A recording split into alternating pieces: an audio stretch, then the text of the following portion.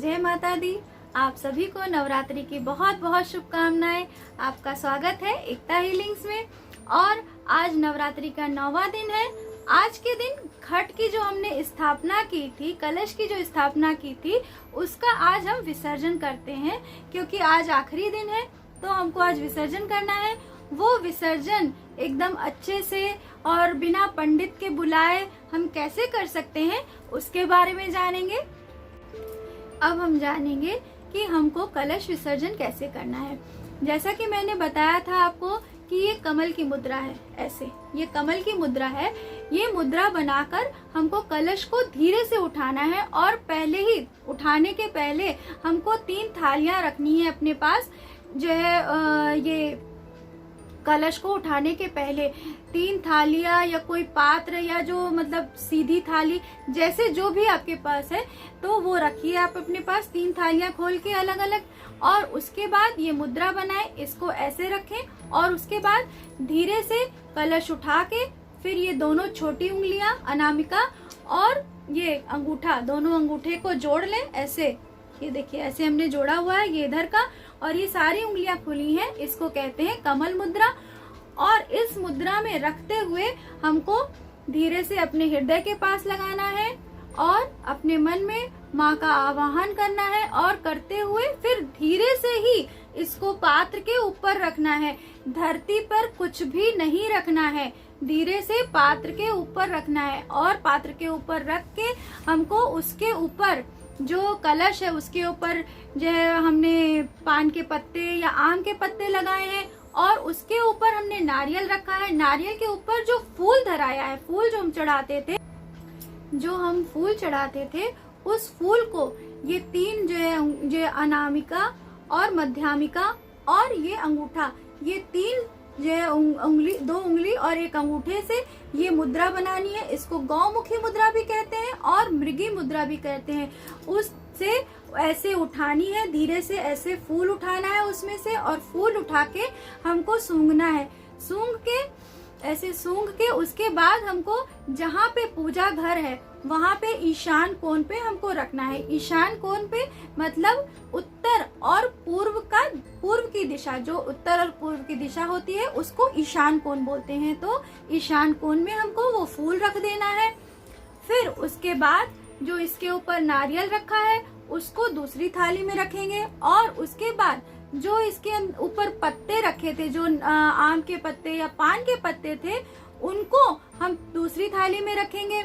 फिर इसके अंदर जो जल है उसको हमको बहुत ही प्यार से, ध्यान से, श्रद्धा से देखते हुए ऐसे सूंघना है और बोलना है कि इसके अंदर जो भी देवी देवता आप हैं वो सब मेरे हृदय में स्थापित हो और मेरे जीवन में सुख, शांति और समृद्धि का वास हो, और हमारा और हमारे परिवार में सभी का जीवन सुखमय हो।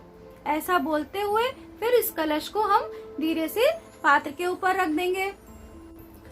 फिर हमको जो हमने पान के पत्ते लिए थे वो 3 पत्ते लेंगे, एक के ऊपर एक रखेंगे, और जो कलश में जल है उस जल में पान के पत्तों से धीरे धीरे पूरे घर में छिड़काव करेंगे और मंत्र बोलते हुए छिड़काव करेंगे। क्या बोलेंगे? पहला बोलेंगे गतम पापम, गतम दुखम, गतम दरिद्राय मेवचा, अगतम सुखम संपत्ति और पुण्यतः देव पूजताए। उसका मतलब क्या है कि आप मेरे घर से जो हम जल छिड़क रहे हैं, छिड़कते छिड़कते गतम पापम मतलब सारे पाप चले जाएं, सारे दुख चले जाएं, दुख दरिद्रता सब चली जाए इस घर से, और उसके बदले में हमको सुख, संपत्ति और पुण्य की प्राप्ति हो। हमको देव देवताओं की पूजा के फल स्वरूप ये प्राप्ति हो। ये इस मंत्र का ये अर्थ है। तो ये बोलते हुए हमको पूरे घर में छिड़काव, जैसा कि हमने बताया कि वो मंत्र बोलते बोलते सारे घर में छिड़काव करना है। फिर एक और मंत्र हमको बोलना है कि ओम देहो शांति, वास्तु देवता शांति, फिर स्थान देवता शांति, रोग देहो शांति, पृथ्वी शांति, मतलब सभी चीजें शांत हो। और जो हमने मतलब पूजा की है, जिससे मतलब जो 9 दिन हमने पूजा की है, तो कुछ उग्र देवी रहती हैं, कुछ शांत देवी रहती हैं। 9 ग्रहों को हम बुलाते हैं, सभी देवी देवताओं का आवाहन करते हैं, तो उनको फिर हम शांति देते हैं। तो इसलिए ये शांति मंत्र भी बोलना है। और उसके बाद फिर हमको माँ का मंत्र बोलना है, या देवी सर्वभूतेषु मातृ रूपेण संस्था, नमस्तस्यै नमस्तस्यै नमो नमः। और एक और मंत्र बोलना है कि सर्व मंगल मांगल्ये शिवे सर्वार्थ साधके शरण्ये त्र्यंबके गौरी नारायणी नमोस्तुते। ये सारे मंत्र और इन सबको बोलते हुए हमको पूरे घर में छिड़काव करना है, जिससे घर में शुभता का आरंभ हो। ऐसा करके फिर कलश में अगर जल बच जाता है तो कोई दिक्कत की बात नहीं है, हमको फिर से वहाँ जो थाली थी उसमें कलश रखना है, और जो पत्ते थे वो हमको पत्ते की थाली में रखना है। जो कलश में जल बच गया है उसको हमें सूर्य नारायण भगवान को अर्पित करना है। वो भी कैसे अर्पित करना है कि नीचे मिट्टी का पात्र रखना है, या जो अगर आपके पास गमला है तो गमला रखें, मिट्टी का पात्र रखें। अगर मिट्टी का पात्र नहीं है तो कोई भी पात्र रख सकते हैं, और जो अगर मिट्टी का गमला हो तो सबसे बेस्ट है, सबसे अच्छी बात है, उसको रखें। और उस जल को हमको सूर्य नारायण को अर्पित करते हुए उसमें गमले में गिराना है, ताकि हमारे पैरों में एक बूंद भी उसकी जल की ना गिरे, क्योंकि उसमें माँ का वास है, उसमें सभी देवी देवताओं का वास रहता है। भले हमने उसको हृदय में स्थापित किया है, पूरे घर में छिड़का है, लेकिन फिर भी हमको उसको जो है पैर में ना लगे या शरीर में ना लगे वैसा करना है, इसलिए हमको वैसे अर्पित करना है। और अगर मिट्टी का आपके पास गमला नहीं है, अगर गमले में नहीं है, तो जो आप मिट्टी के बर्तन में सूर्य नारायण भगवान को जल चढ़ाते हुए अर्पित कर रहे हैं, तो वो पात्र में जो जल इकट्ठा होगा उसको हमको कोई भी आजू बाजू में जो पेड़ है, आपके घर के आसपास कोई भी पेड़ होगा तो उसमें, या कोई गार्डन होगा उसमें हम विसर्जित कर देंगे। हमने जो कलश में मौली या कलावे से जो हमने उसके कलश की उसमें बांधा रहता है गर्दन में, तो वो उसको ओम भृंग बोलते हुए तोड़ना है। अगर वो हाथ से नहीं टूट रहा है तो ओम भृंग का मंत्र बोलते हुए कैंची से काटना है।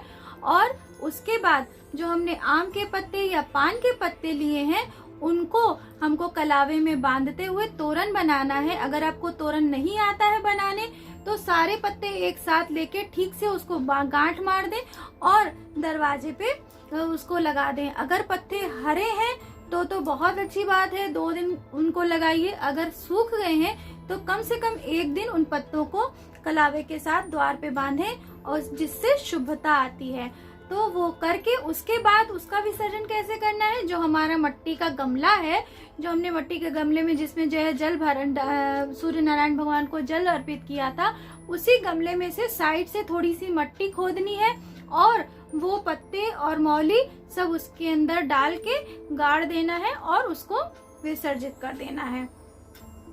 ये हो गया इसका विसर्जन। अब हमको नारियल का क्या करना है। नारियल को हमको जो है अपने मंदिर में स्थापित करना है। अगर आपके मंदिर में नारियल हो तो फिर हमको अपने लॉकर में, जहाँ हम अपना जेवर रखते हैं, पैसा रखते हैं, वहाँ रखना है, उससे बहुत अच्छा रहता है। लेकिन अगर वहाँ पे भी आपके पास है नारियल तो आप अपने किचन के ईशान कोण में रखेंगे। ईशान कोण जैसा कि हमने बताया है, उत्तर और पूर्व की दिशा को ईशान कोण कहते हैं, वहाँ पे हम रखेंगे। अगर आपके पास वहाँ पे भी नारियल है तो आप एक काम कर सकते हैं, जहाँ हमारा अनाज रखा रहता है, जो हमारी अनाज जहाँ पे इकट्ठा करके रखते हैं, वहाँ हम रख सकते हैं उसको, क्योंकि ये श्री फल है। इसको श्री मतलब लक्ष्मी और फल मतलब जो हमको माँ लक्ष्मी को हम बुलाते हैं, उनको हम कभी भी वापस नहीं भेजते हैं, इसलिए इसको हमको रखना चाहिए। तो ये श्रीफल को हमको अपने घर में जरूर रखना चाहिए। अगर आपके पास बहुत सारे श्रीफल हैं तो आप विसर्जन कर सकते हैं। उसका भी विसर्जन का तरीका सेम है, जैसे हमने पत्तों का बताया था, वैसे ही मिट्टी में उसको गाड़ दें। जो पहले का नारियल है उसको गाड़ दें और दूसरा नारियल अपने मंदिर में या लॉकर में या किचन में कहीं पे भी स्थापित कर सकते हैं। और उसको जो अगर आपके किचन में सब जगह है तो अपने जहाँ पे आपने अनाज रखा है वहां रखिए। अब हमको वो कलश का क्या करना है। अगर आपने मट्टी का कलश रखा है तो एक बाल्टी में जल लीजिए और उसमें मट्टी का कलश रख दीजिए, जिससे जो है 2-3 दिन में या 1 हफ्ते में मट्टी उसमें घुल जाएगी। और उस मट्टी को कोई अपने जो आपके ये गमले हैं उसमें जल डाल दीजिए, नहीं तो नीचे आसपास में जो पेड़ है उसमें वो मट्टी का जल विसर्जित कर दीजिए। अगर आपने किसी पात्र का लिया है, किसी धातु का आपने कलश रखा है, तो उस कलश का क्या करेंगे, उस कलश को हम धो के साफ करके पोंछेंगे और पोंछ के उसको सूखा करेंगे। सूखा करने के बाद फिर उसके अंदर या तो चावल भरेंगे और या गेहूं भरेंगे। ये एक अचूक उपाय है, इससे हमारे घर में धन और धान्य की कभी कमी नहीं होती है। इससे हमारे घर में माँ अन्नपूर्णा वास करती हैं। ये आप जरूर याद रखिएगा कि ये एक अचूक उपाय है, इससे हमारे घर में अन्नपूर्णा माँ का वास होता है। तो ये आप जरूर कीजिएगा। उसके कलश के अंदर 3/4 से थोड़ा ऊपर जो है हमको गेहूं या चावल भरना है। और उसके ऊपर जो हमने नारियल जो हमने रखा हुआ है जहाँ पे किचन में या जो भी, तो जहाँ अनाज के पास, तो उस नारियल को उसके ऊपर रखेंगे। और उसको अगर आपने मंदिर में स्थापित किया है तो बहुत अच्छी बात है, लॉकर में रखा है तो भी कोई दिक्कत की बात नहीं है। जहाँ पे भी आपने ये रखा है वहाँ उस कलश के साथ, ये नारियल के साथ ये कलश भी रखेंगे। और जब हम अनाज भरते हैं तो उस टाइम पे अगर ये जो है इसमें इस कलश में कीड़े नहीं लगे हों, और नहीं लगते हैं, भगवान की दया से उनकी माता रानी की इतनी कृपा रहती है कि इसमें कीड़े नहीं लगते हैं। और आजकल तो अनाज में लगाने वाला वो तेल है वो सब भी आता है, तो हम वो लगा के रखेंगे तो बिल्कुल भी कीड़े नहीं पड़ेंगे। तो ये जो अनाज है इसमें से थोड़ा सा जो हम साफ अनाज जो लेके आते हैं भरने के लिए उसमें डालेंगे, थोड़े थोड़े टाइम पे हम उसमें डालते रहेंगे, तो हमारे घर में कभी भी अन्न धन धान्य की कभी भी कमी नहीं होगी। हमारे घर में माँ अन्नपूर्णा का वास बना रहेगा। तो ये थी कलश विसर्जन की विधि। इसमें आपको अचूक उपाय भी प्राप्त हुआ और अच्छे से सब कलश विसर्जन भी हो गया। धन्यवाद। हरि ओम। जय माता दी।